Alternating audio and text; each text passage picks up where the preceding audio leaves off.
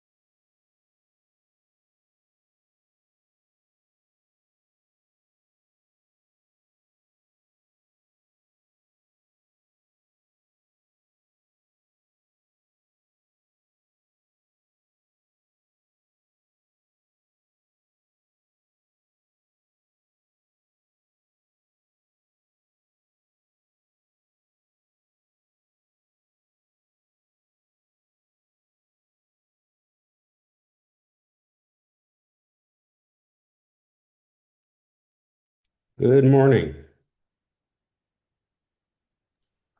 Good morning, Alan. How are you? Good, good. You? I'm doing well. Good.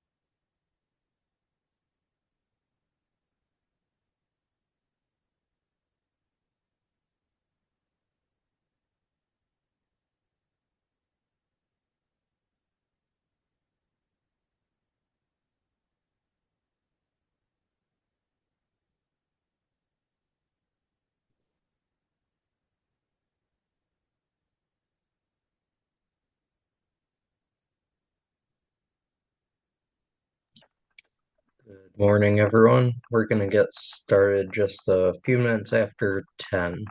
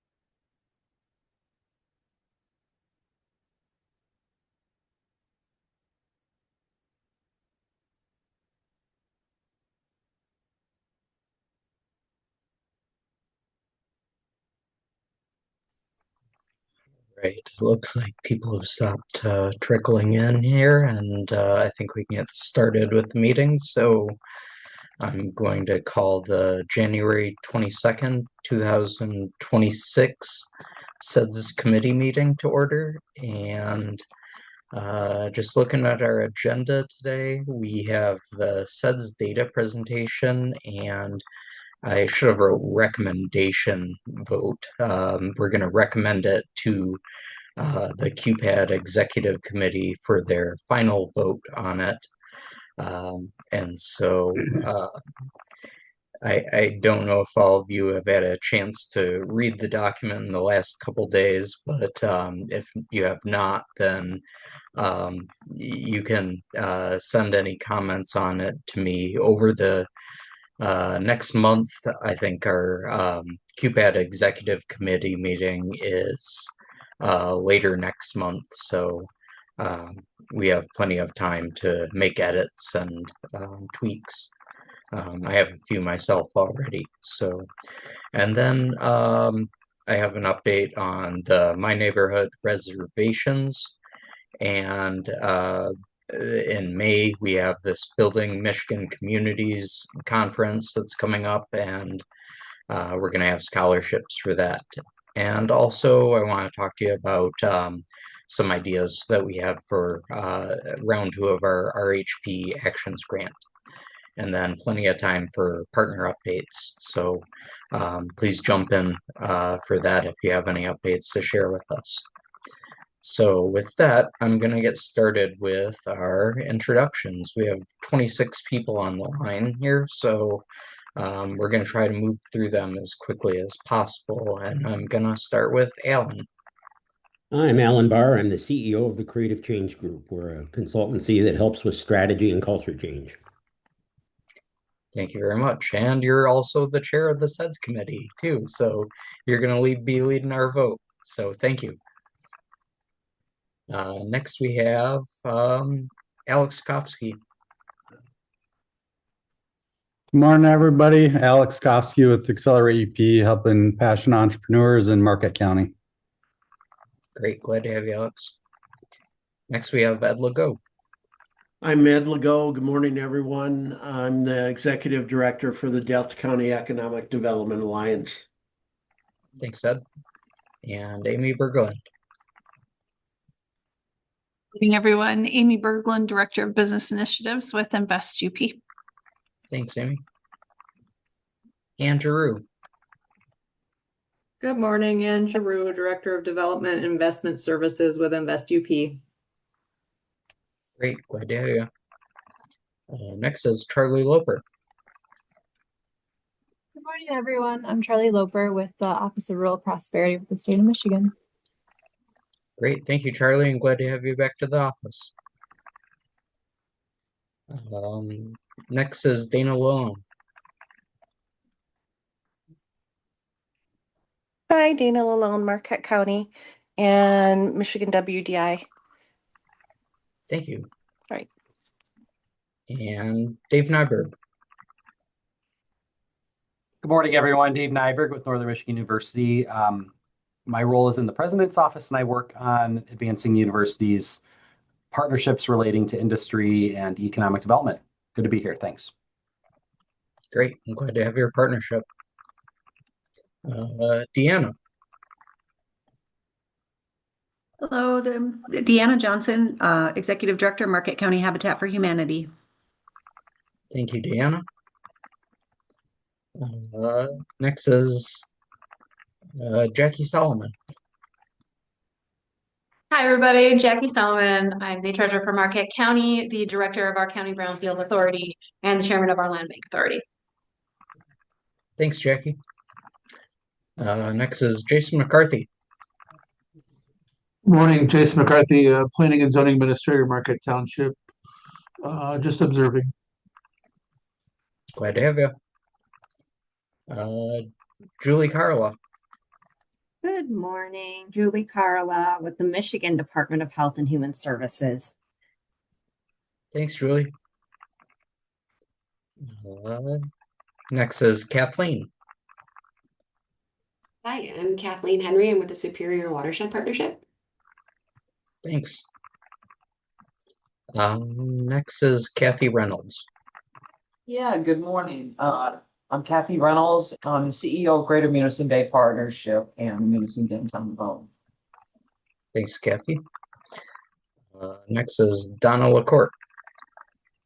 Donna LaCourte with the Michigan Department of Ag and Rural Development. Thank you. And Linda Rant.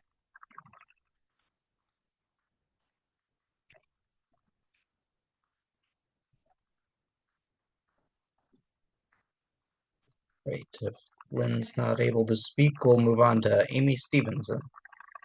Amy Stevens, sorry. That's all right. Good morning, Amy Stevens, Marquette County Planning. Thank you. And Mindy Myers. Good morning, I'm Mindy Myers, the Executive Director of the Dickinson Area Economic Development Alliance. Thanks, Mindy. Nikki Bash. Good morning, Nikki Bash with Great Lakes Housing Services. Good morning. Next is Ray Govis. Good morning, everyone. I'm Ray Govis with the Michigan Economic Development Corporation, and I'm the Community Development Manager serving all of the UP. Great. Next is Riley Wilcox. Good morning. I'm Riley Wilcox with Room at the Inn. Glad to have you. And Sam Stonelake. Good morning, everybody. Business Development Manager with the MEDC. I cover all 15 counties of the Upper Peninsula. Thank you. And I see Terry Toma. Hi, I am Terry Toma Lefebvre. I am from the Upper Peninsula Commission for Area Progress that serves the whole UP. Great, glad to have you. And Trent Bellinger. Hello, Trent Bellinger, Director of Career and Technical Education for the Delta Schoolcraft Intermediate School District. Thank you. And Vicki Schwab. Good morning, everyone. Apologies, I'm driving and not on camera. I'm Vicki Schwab, the Managing Director for the Michigan Economic Development Corporation. I hope everyone's staying warm. Thank you. Glad to have you and drive safe. Victoria. Good morning, Victoria George with Schoolcraft Tourism and Commerce. Thank you. Did I miss anyone? All right, if not, we'll move into the CEDS presentation.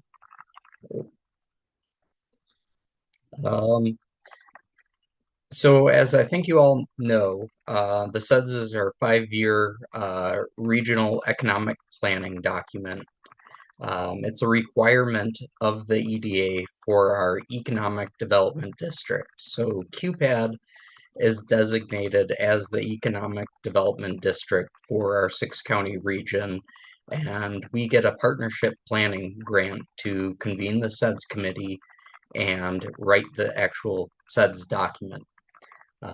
The CEDS is built through data analysis and SWOT findings. We worked through SWOT 5 years ago, and then we took that SWOT up again this year and updated it.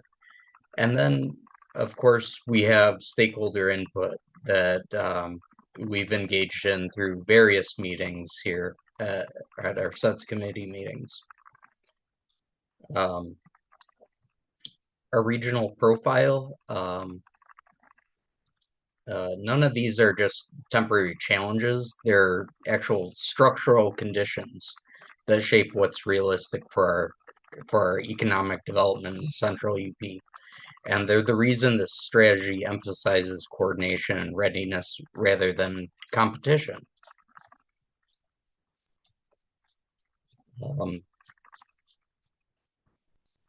The regional economy includes a range of established and growing sectors that support employment and investment. Future performance will depend upon addressing our workforce, housing, and infrastructure constraints. So this graphic here is pulled from Lightcast, the proprietary software, and it shows job change across industries here in this middle column. We see that retail, trade, administrative, and support and waste management and remediation services are growing.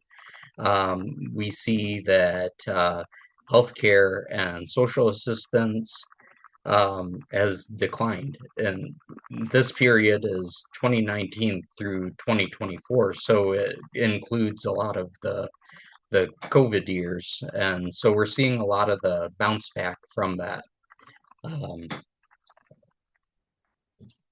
But you can see the change that's going on here. Manufacturing, forestry, mining, and healthcare are core sectors. And then tourism, outdoor recreation are major contributors, as well as higher education and research are stabilizing anchors in our region. We have Northern Michigan University and Bay College. Some parts of the region are still dealing with higher unemployment and lower incomes, while employers across sectors say they can't find enough workers. That gap points to where investment can make a difference. This data is from the American Community Survey. There's various agencies that track unemployment. I used American Community Survey and the Bureau of Labor Statistics. EDA also tracks 24-month unemployment, which is drawn from the Bureau of Labor Statistics for determining our distress levels. So here's an example of lower per capita income and household earnings as compared to the state and the nation.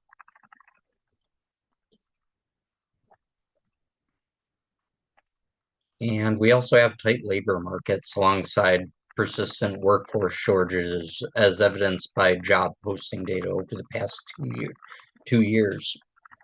This is also from Lightcast. And we have a big need for registered nurses.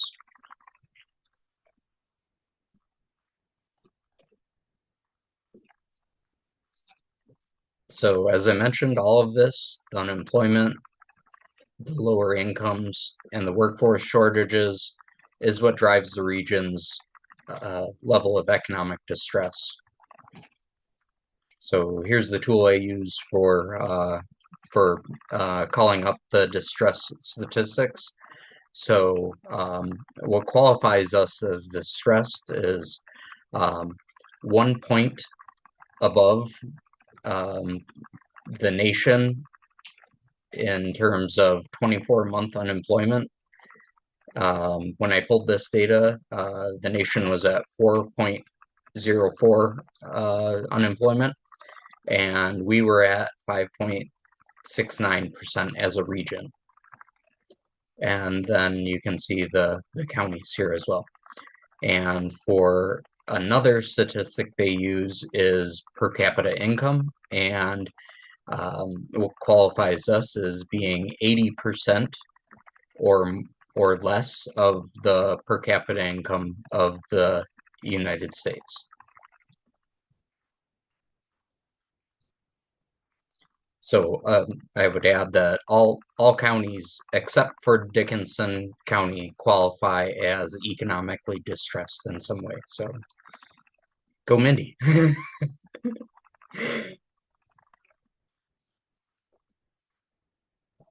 All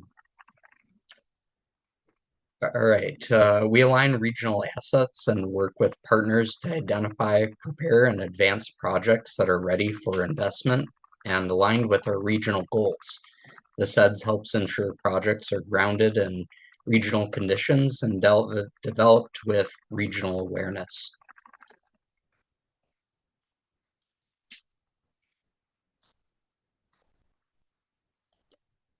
And these pillars reflect the issues that come up again and again with the data and conversations. Our goals and objectives sit under them and organize our work. So these didn't change in this update of the CEDS. We still fall into these buckets. The goals and objectives translate the pillars into action.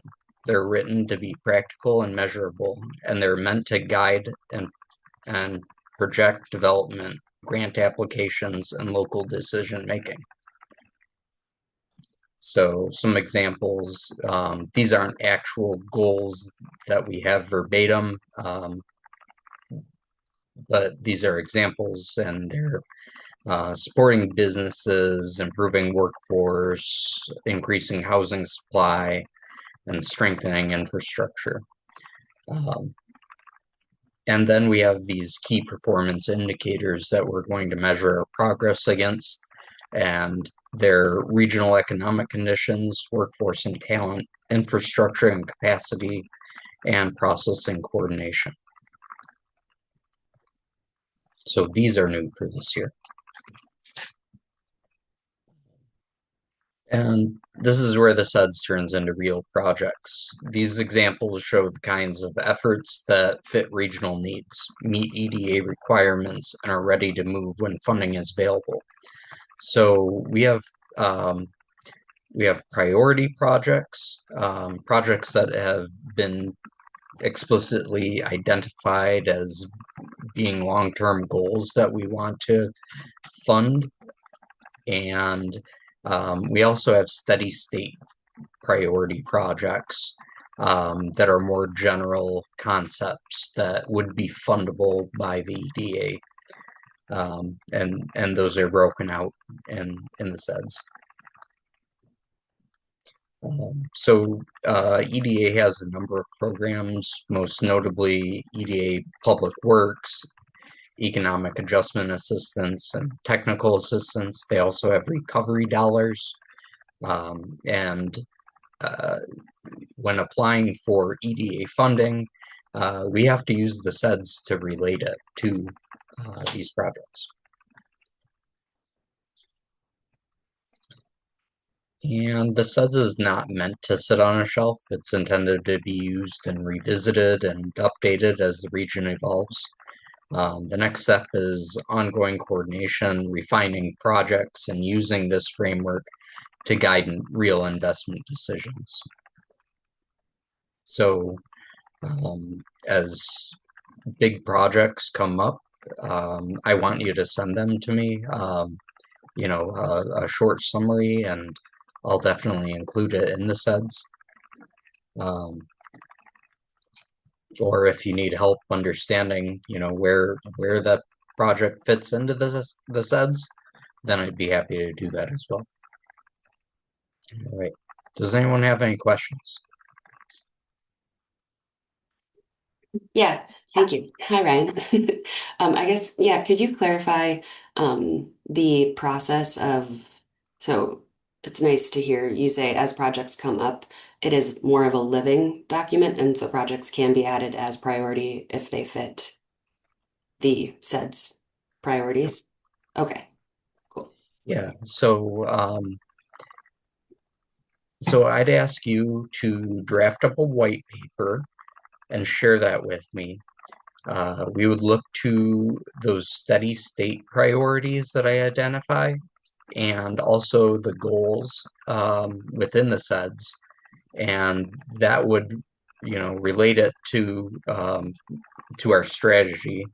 And if it fits, I could include it in the priority projects. Being listed as a priority project isn't really a requirement of getting EDA funding, but I feel like it might help a little bit. Might give it some competitiveness if it's explicitly spelled out in our document. So I'm happy to give a boost to whoever wants to apply for funding. Okay, great. That's, yeah, as someone that has used, and as an organization, SWP uses CEDS all the time to align project priorities. And so that's great to hear. And I'll have some updates too. We have some new funding news that's exciting that I think now also would have and benefit the central region, but more so the UP economic development wise. So cool. Thanks. Oh boy, I'm excited to hear about it and glad you're using it in practice. Thanks. Hey, Brian, Yes. I'm not meaning to be picky or anything like that. It's just something you might want to fix before you get a final copy of it that you present to the keypad board. But on page 11, like if you take 11 and 12, those pyramid charts that you got, like Yep. if you look at all the counties, I'm just like referring to 11 is what they look like. Page 11. On page 12 on Schoolcraft County, I think it was just left off there as far as the numbers in regards to the population in each of those areas where it is listed in all the other ones. It was probably just something somebody, didn't see before they put it together. Thanks for that catch, Kathy. Yeah, I'll go back and look at that and I was correct just it. looking at numbers and stuff and happened to notice it. Thanks. Thank you. Hey, Ryan, I have a Someone- question about the data that was presented as well as the kind of the framework for the CEDS and how it relates to, potential projects that involve workforce partnerships or workforce, kind of talent development partnerships. I guess my question is for your insight related to EDA funding, how might we, put our best foot forward to support some of the very real and acute issues that we're experiencing with, economic development related to talent and workforce. And, one of those coming from the Growing Michigan Together Council showcased that creative work-based learning partnerships and post-graduation incentives were really two major tactics that move the needle on student retention post-graduation. And we, from the work that I do and many others here, we know that employers are, looking at higher ed and other post-secondary training, organizations to kind of support student awareness of high demand jobs. And some of that pent up growth opportunity is really dependent on workforce pipeline matters. So with all of that said, I'm just curious when it comes to EDA, like collaborative projects for EDA funding, is there, are partnerships that involve workforce and talent, do they have a chance? And if so, does the CEDS need to reflect what our region is experiencing and what we should be, kind of queuing as some of the real challenges we have? And I would put that in the same category as housing, but housing's, it's kind of a chain reaction of issues related to talent versus, for example, like a infrastructure needs for a development project. Yeah, that's a really good question. Yeah, I think they absolutely have a chance. Data tells a story, and we have a ton of data that we can draw from. We have to show the gaps, the need, and EDA likes nothing more than to hear from employers about what their needs are in applications. So if we can get a number of employers to document that real need, I think workforce development projects absolutely have a chance. I just finished up an EDA application with the steel workers here in Chocolate Township for additional equipment to their training facility. We have yet to see if we're going to be successful on that, but I have a lot of hope that we will.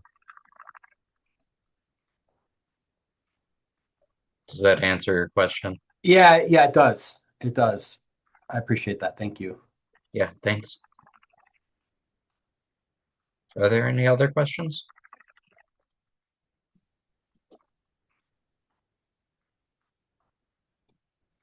Right. If not, Alan, I would ask you to call the vote.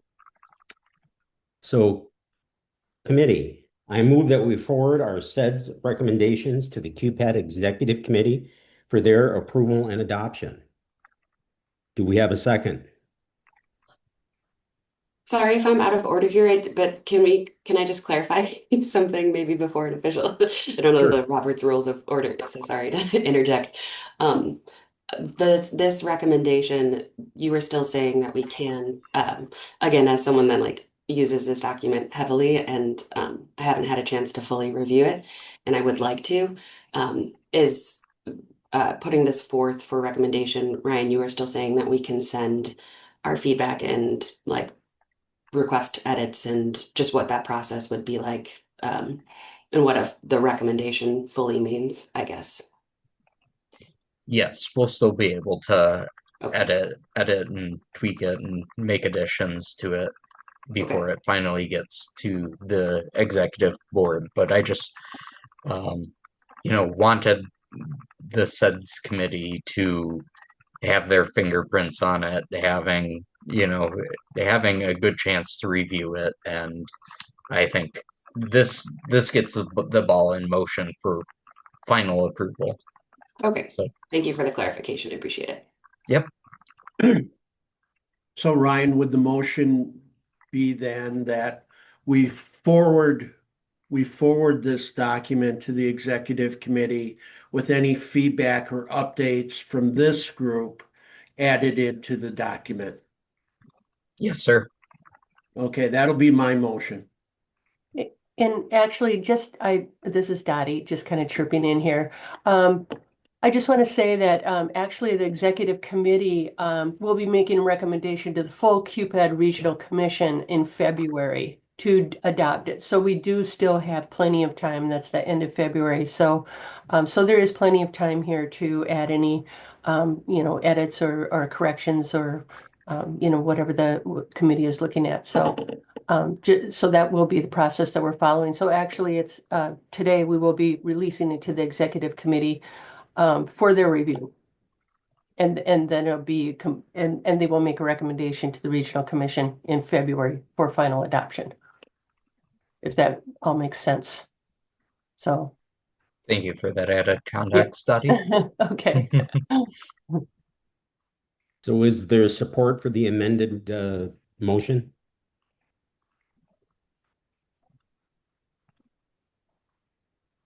I support. All righty, thanks, Mindy. So we have a motion and support. Any further discussion?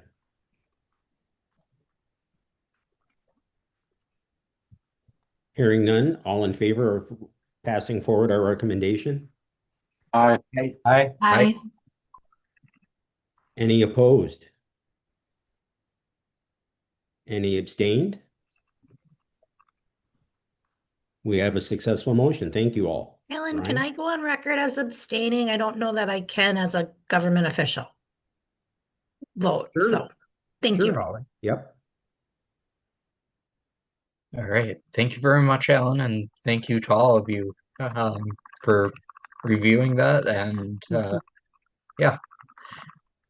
Ryan, it's my understanding that all of us, like with the state agencies, we are not voting members. Huh. Well, I have don't- you on my CEDS committee, so I think we're just here to offer comments, but I need to have that clarified.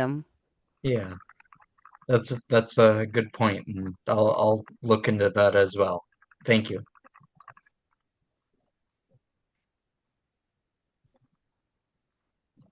All right. Next, we have our My Neighborhood program. I think we're on round 3 right now.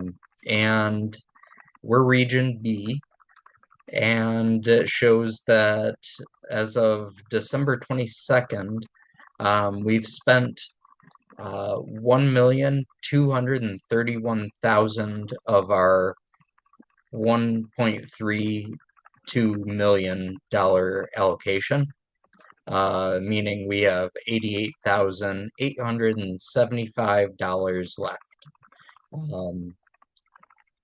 So if anybody has a project that can spend that 887,000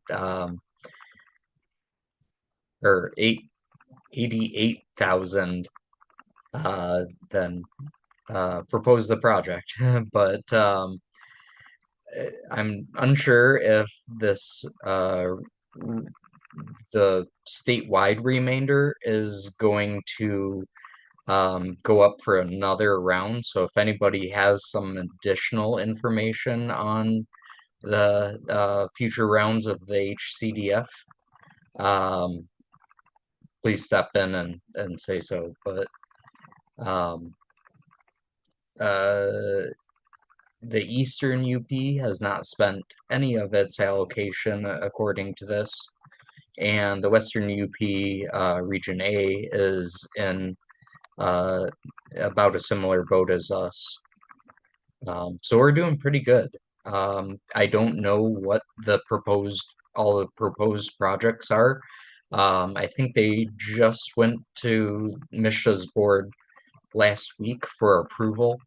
And so I'm expecting that the My Neighborhood website will be updated sometime soon and have those firmly slotted in. Does anybody have any questions or additional information to share?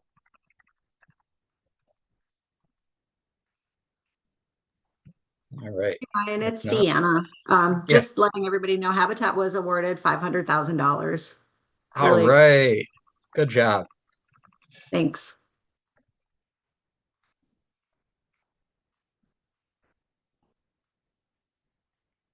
And Building Michigan Communities is taking place May 12th and 13th in Lansing at the Lansing Center.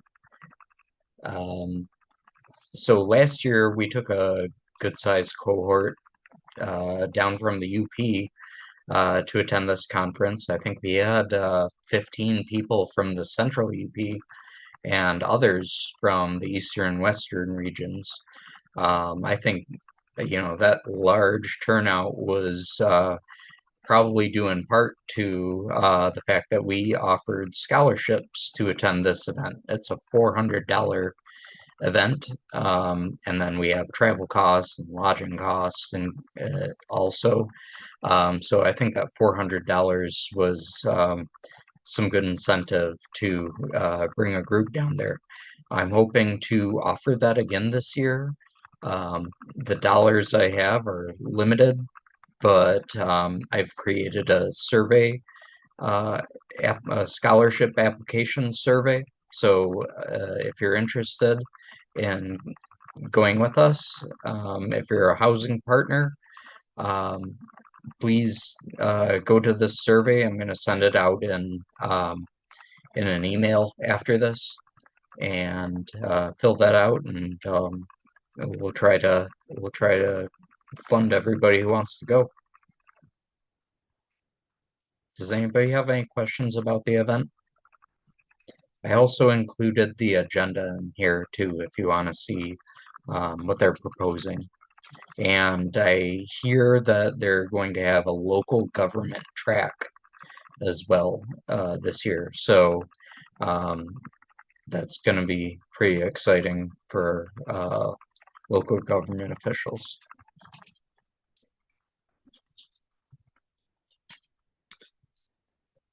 And MISTA recently announced that there's going to be a second round RHP Actions grant.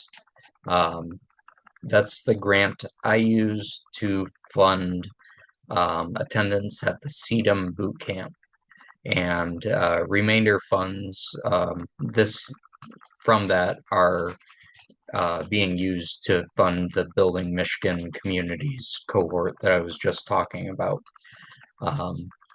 But for the second round grant, it's actually going to be part of QPAD's RHP partnership grant. So the grant that organizes our regional housing partnership. Again, it's a grant for housing non-development projects. And I'm looking for your input. This is going to be a discussion here among us. I have some possible projects that we could develop. Maybe we can do a couple of them, or maybe put it into one big one. But the ideas I have are developing an online housing pipeline tracker. Antonio Don developed a really nice housing pipeline tracker for Marquette County. I've built something similar to that, but I would like it so all housing partners, I could give housing partners access to it. It would be an online kind of tool that we could all participate on across the region. I think that would make it more collaborative. Next, housing rental study. Right now, the data we have on rentals is primarily from the American Community Survey, which doesn't have the highest level of accuracy data when you get down to small geographies or more granular data like rents. So I'm putting a housing study in here maybe to refine that a little bit. Thirdly, a senior housing study for assessing our capacity for senior housing. We know that we have a growing senior population, and I'm not confident that we have enough senior housing locally to support that aging. Next, we have expand and refine our parcel ID and analysis tool. This was a pilot project we developed with the Housing Readiness Grant in Ishpeming. and we could possibly expand that to the broader region. Right now, we work with Delta County and Schoolcraft County on their GIS mapping, and it would be easy to relatively easy to scale this to those communities. I think it might take a little bit more work to scale it to the other communities, but it's not impossible. And I think with like maybe some intern or student help that we could absolutely do this. Next is creating a CDBG ready housing program for communities to adopt.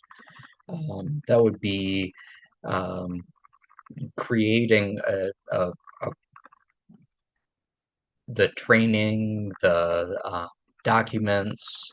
It might be drawing from Marquette County's successful housing program and packaging it so communities could easily pick it up and implement it. And then at that point, they could apply for CDBG funding to actually power the program.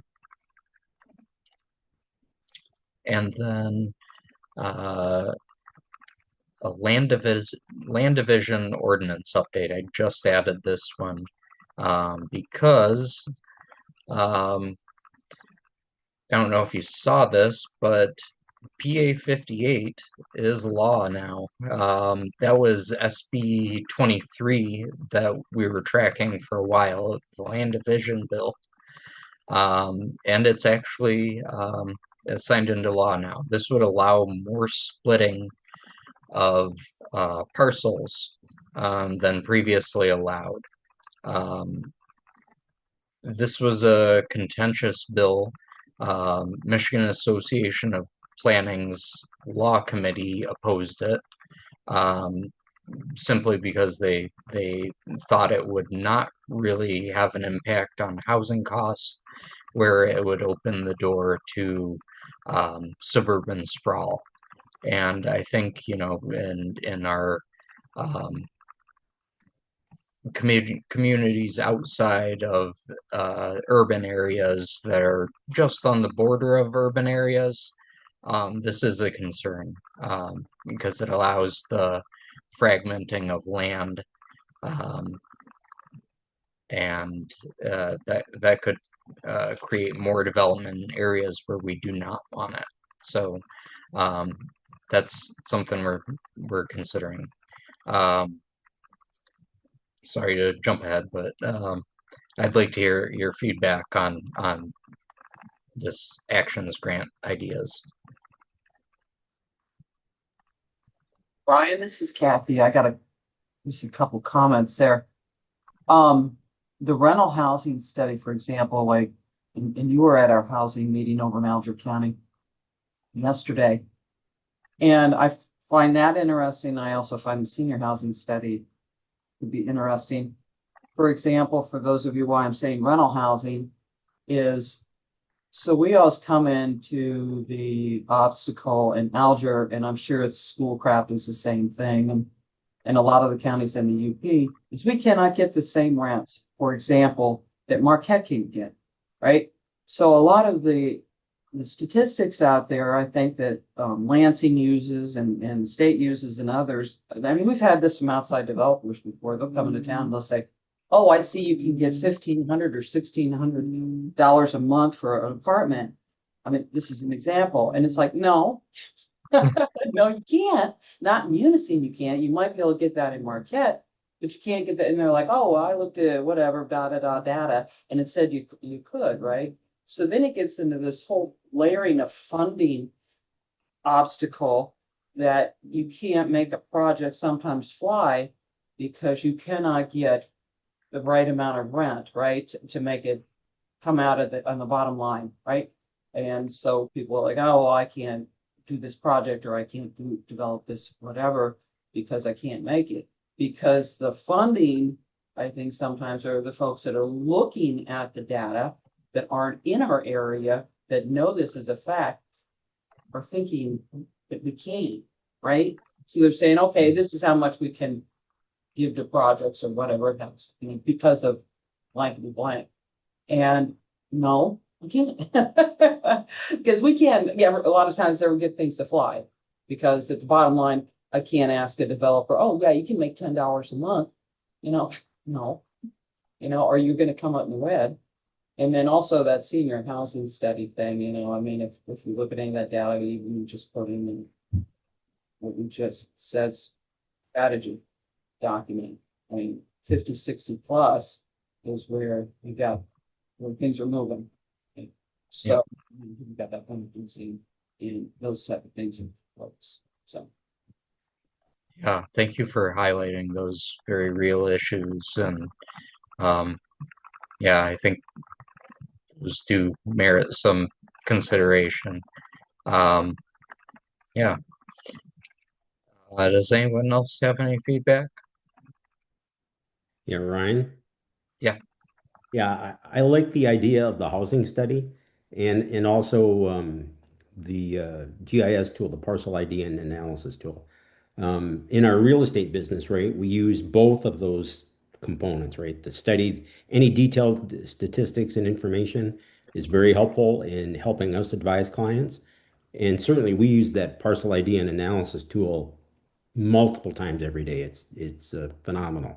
So if we can expand that, I think that'll help more of us as we start to navigate a lot of these housing issues. Yeah, thank you. So just considering how I do that, maybe pair our funds with applying for something like a CEDM fellow or a NMU Rural Leadership Fellowship application. I think we could get a good student who could build off of our pilot tool.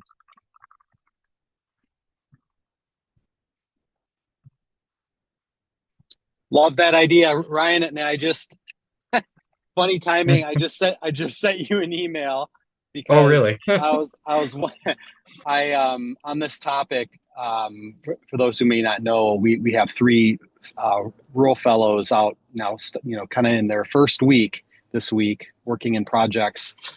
And one of the projects that I think what may align nicely with what you're describing is Foresight Forward, because they're doing a variety of they're desiring to do a variety of studies related to developable parcels, kind of a GIS mapping, things like that. And so I made a connection with that crew and our rural fellow Casey Baki to see if there may be something to follow up on.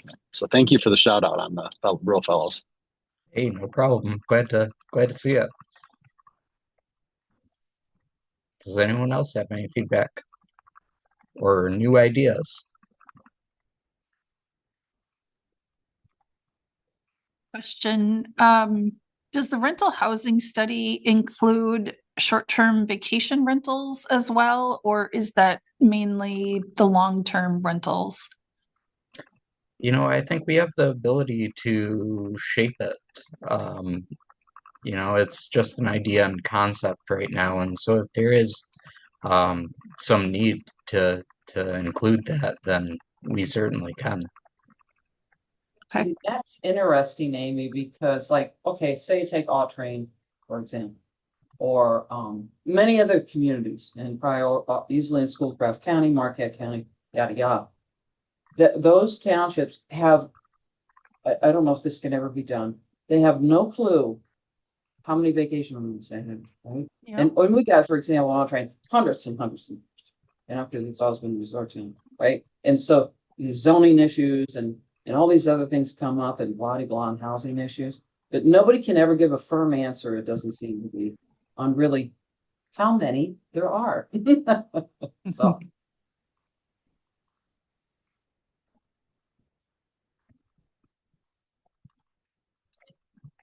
All right, let me get back to that. All right, we're on to grants. So there's a Safe Routes to School grant that's due on March 6th. I think it's $15,000 to $120,000 for a project, and it can include 10 schools. So 1 to 10 schools. And there's an optional webinar happening very soon on January 29th. So I'll send this presentation out and you'll have the link to it. For training opportunities, there's a data center training. I'm going to that one. That's on February 12th. And there's the traditional planning and zoning toolkit for inclusive design. That's happening on February 18th. These are all MSU extension trainings too, I think. Yes. Oh no, these are MAP trainings. I'm sorry. Michigan Association of Planning. And then making renewables add up on May 5th or March 5th. Building your community's leadership pipeline on March 11th. And planning and zoning essentials, which is a really great course for every day for your planning commissioners, and that's March 25th and 26th, 6 to 8 p.m. As I mentioned, Building Michigan Communities is May 12th through 13th. And then Small Town and Rural Development Conference is coming June 1st through 3rd at Crystal Mountain Resort in northwest Lower Michigan. I mentioned these land division bills. I just want to say something about that. Hold on 1 second.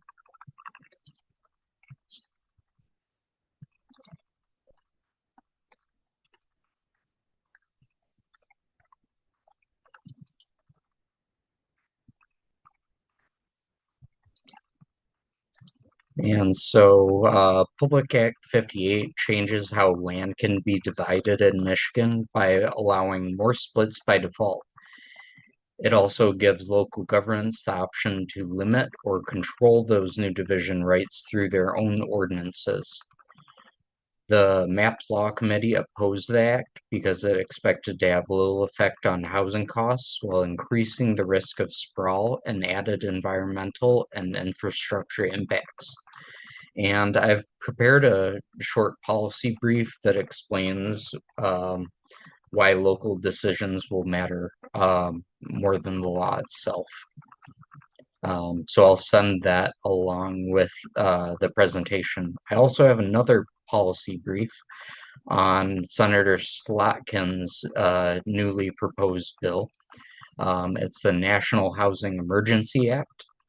And this bill treats housing shortage as a national emergency and gives the federal government much stronger tools to increase housing supply.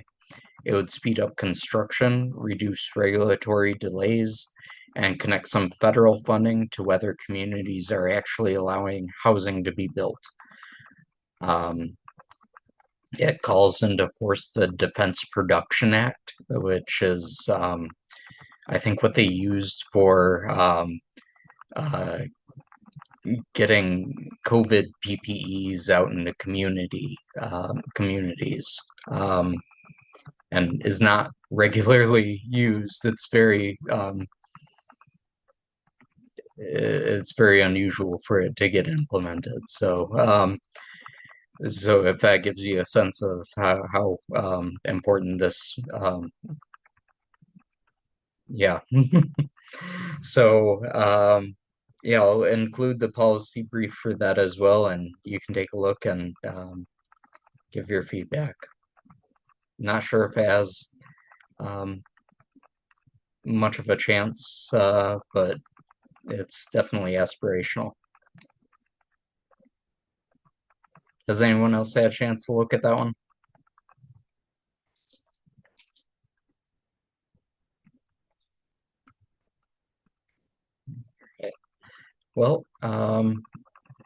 lastly, we're on to partner updates. So if anyone has anything to share, I'd like to hear. I actually start with Amy. I'd like to hear about your regional prosperity project that Invest UP got, if you're willing to share. You meant and? Yeah, I'm thinking maybe you mean me, Yep. Ryan. The rural readiness grant. Yeah, sorry. No, that's fine. I actually joke because I have an older sister named Amy, and now I work with Amy, and so there's like Amy and Ann have been my whole life. A lot of you were on the call, the UP EDO call yesterday, so apologies for the repetitive nature of some of this information, but Build UP was awarded a rural readiness grant through the Office of Rural Prosperity. So thank you, Charlie, if you're still on. Kind of the three main components of that funding. The first is we're going to attempt to do some emerging developer meetups throughout the UP. So really focused on small to mid-sized local developers who maybe need to be mentored by a more sophisticated developer, making those connections, providing those resources, helping them to understand the incentives. Small group setting is kind of the idea here. Jen Tucker and Ray Govis with MEDC have been brainstorming with me on what that might look like. It's kind of modeled after some similar work that they're doing in Marquette County with these developer meetups. And so we really want the format and the frequency to be locally driven. And so to that end, if the local EDOs on the call have not already heard from Ray or Jen or I, you will be, just to kind of brainstorm and talk about what this format and frequency might look like in the different areas throughout the UP. The other component is some support to hire an intern, likely through NMU, to assist with some of the housing readiness activities. We did have some tasks identified in our application for that intern to work on, but still happy to take feedback on what the priorities might be. And Ryan, I'll probably reach out to you separately on the RHP Actions Grant because there might be an opportunity to maybe leverage that resource too, to particularly the rent study was one of the things that we thought maybe that individual could assist with in some way. And then lastly, kind of a general concept at this point, but coming up with a sustainable model for an employer-driven workforce housing incentive program in the UP to try to motivate employees to live and work in the UP. So that's kind of broad and general, but we don't know exactly what that will look like, but that's the third component of our funding. Thanks, Ann. That's really great. Does anyone else have anything? Yeah. Hi. Kathleen with the Superior Watershed Partnership. I did want to share a few things, especially in relation to the CEDS document and project alignment and what I was thinking. But the SWP, we recently received, or we have the elective pay ambassador program. So what that means is we have an individual, Crystal, that, and this is through the Michigan Infrastructure Office, but if anyone has heard of elective pay or any organization basically that is tax exempt, so nonprofit organizations, local units of government or schools or houses of worship, if you are implementing any energy efficiency projects, really it's like solar installation, DC fast charging stations, things of that nature. We actually have someone that can help you through the process of receiving that, like tax credit as a non-taxable entity. But so it's called the elective pay program. And SWP was awarded that ambassador. So we have someone available. So if anyone on the call has any renewable energy projects that they are currently working on or thinking of working on, and they are a tax exempt organization, we can assist them through the process of actually receiving the funding, some funding back as a tax credit-ish thing. Yeah, so let me know if you have questions about that. And then the other, especially in relation to the CEDS too, and I can share more about this soon, hopefully, but we have received it's around like $1 million grant for coastal resiliency work along Lake Michigan too.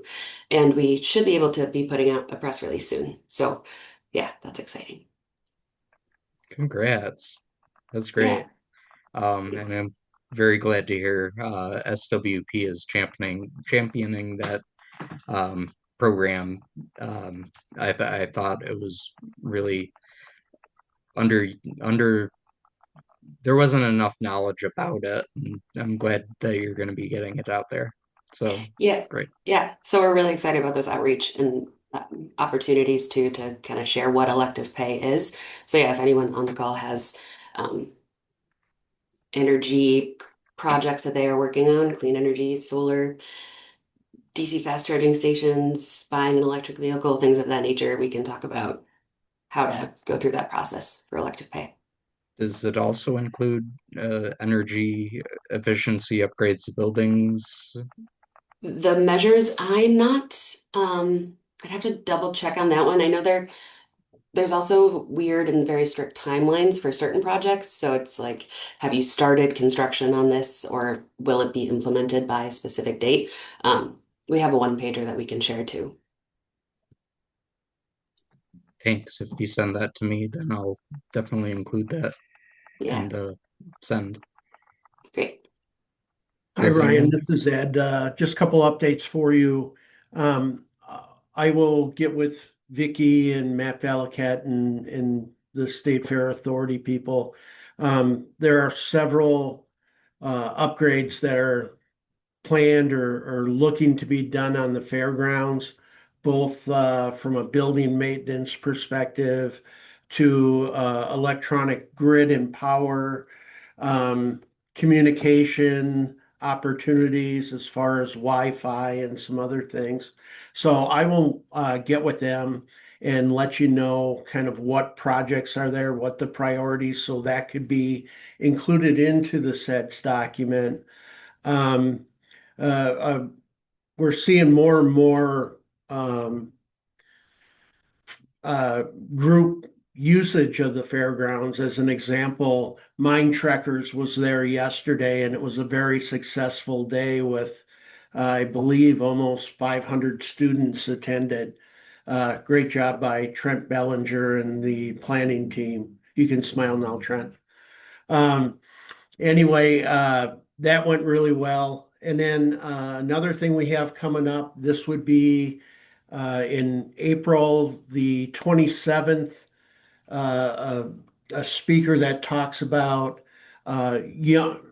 engaging young employees into the business world, Mark Perna, and he'll be speaking at the Iron Mountain campus on April 27th that evening. And then the following morning on April 28th, we'll have a breakfast business meeting where businesses can come to the Escanaba Bay College campus and hear Mark speak there and have an opportunity to hear his ideas of better ways to engage our younger workers and keep them here. That's all I have, my friend. That's great. Thanks. And I appreciate your help. I have Does a anyone else? question Yeah. to Ed. So when that Mark Perna comes to speak, because I did see him speak when he came in with the one up for Michigan Works, wanted to see, that should be open to any businesses in the area? Would we get information we can promote to them? There's going to be more that comes out of that. They just were able to finalize the dates with Mark. Cindy Gallagher will be putting more information together, partnering with Michigan Works. But my understanding is while he's here, they're gonna put together several things. There'll be an opportunity with businesses, there will be an opportunity with students, and they're gonna have him talk to a few different groups. So certainly any of the businesses in your area, Victoria, are more than welcome to attend. They're just formalizing the final documents or flyers, I guess. Great, thank you. Mm-hmm.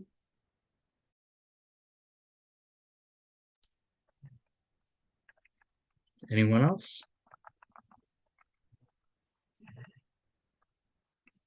Ryan, do you mind if I say a couple words? Yeah, go ahead, Holly. Okay, so Holly with RD, let me turn my camera on real quick. So Holly with USDA Rural Development. I just wanted to give an update on that Rural Business Development Grant. The focus of it is to help rural small businesses. This year, on a typical year, we'd be now soliciting applications with a deadline of February 28th. This year, the announcement has not been made yet for the grant. So my understanding is that the Rural Business Development Grant will still happen, but I don't know if they're not going to roll it out until April or if the deadline is extended until April. But last I heard was April was one of the two. So if you've got some projects that you want to talk about that potentially could help rural small businesses, I can't tell you exactly all of the nuances of the grants because this year is not like any other year in government. But I'm happy to discuss just generalities of projects and whether you think something would qualify or not. And then where'd my note go? Ryan, you had asked the questions about if energy efficiencies upgrades were eligible for grant. We at USDA Rural Development have the Rural Energy for America program. We call it REAP, and potentially rural small businesses could get some help.